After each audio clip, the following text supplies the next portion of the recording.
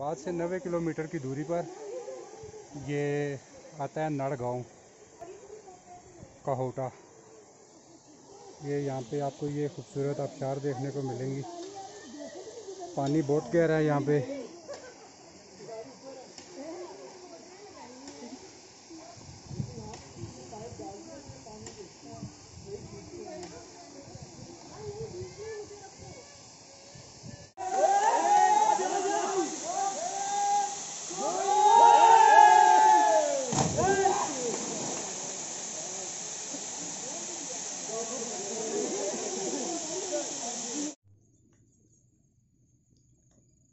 कितना खूबसूरत जंगल।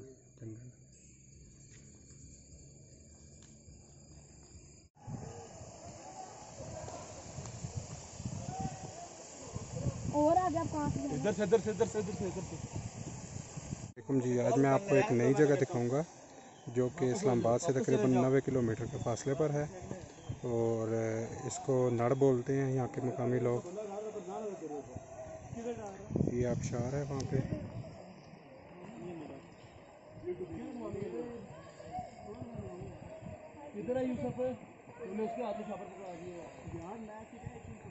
करीब से जाके आपको नज़ारा कराएंगे इसका।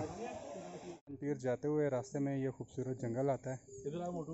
घना जंगल है, बहुत प्यारा माहौल है यहाँ पे, बहुत पुरसुकून। गर्मी का तो इधर एहसास ही नहीं है बिल्कुल।